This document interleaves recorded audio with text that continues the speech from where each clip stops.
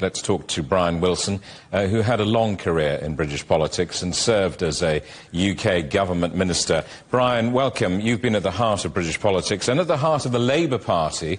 Why has Starmer gone? I think it became inescapable that he did not have the support within the Parliamentary Labour Party to continue. And I think just there is a human element in this. I think that you almost give up if you have to fight internally as well as externally against your political opponents. And that was the situation that Starmer unfortunately found himself in. So I think he is left with dignity. He could have prolonged this, but I think the outcome would have been the same.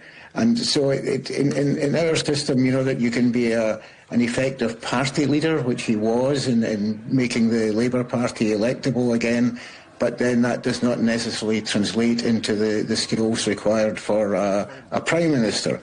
And in the same way, you can be good on the international stage, which I think Starmer was, but not really have the grip on domestic policies, which is what voters tend to judge you by. The UK now set to have its 7th Prime Minister in 10 years. Our generation grew up with a decade of Thatcher and a decade of Blair. Starmer won this thumping majority 2 years ago. Is this frequent dumping of leaders now the new norm in politics? Well, possibly. I think it's a little unfair to use that 7 statistic. 5 of them were Conservatives. So this is the only time Labour has done it ever, I think, to unseat a serving Prime Minister. But I think that the pace of politics, I think the pressures of social media, I think the constant 24 hours news round, it just makes life very, very difficult.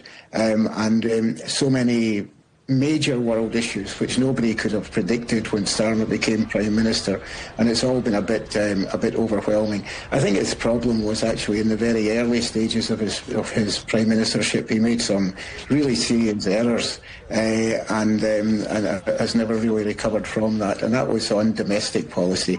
And did things that were not expected of a Labour Prime Minister. And I think that really was the beginning of the end in the very early days of the Labour government.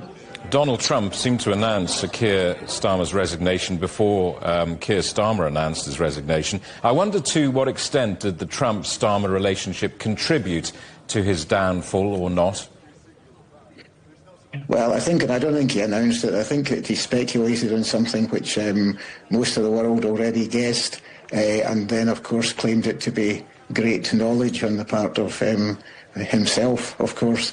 I don't know. I think Starmer played the relationship with America and with Trump as well as anyone could. You're dealing with a very capricious individual who you have to handle with care. You have to handle the vanity and the changes in direction. And by and large, I think Starmer handled that all pretty well and critically. And this is something that history will remember Starmer kindly for, is that he kept us out of the war with Iran at a time when there was a great deal of pressure from Trump to become directly involved.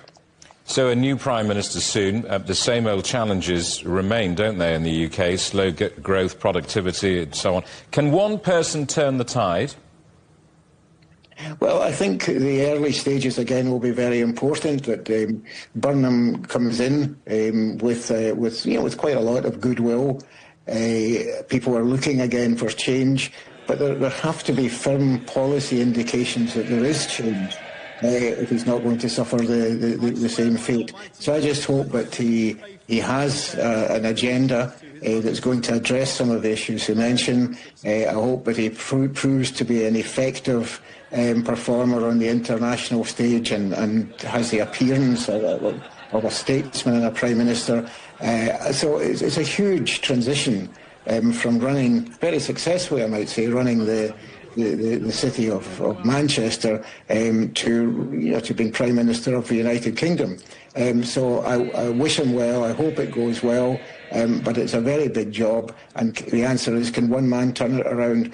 one man can give the leadership to turn it around, but then there has to be a unity and a sense of purpose, which maybe was lacking during the 2 years of Keir Starmer.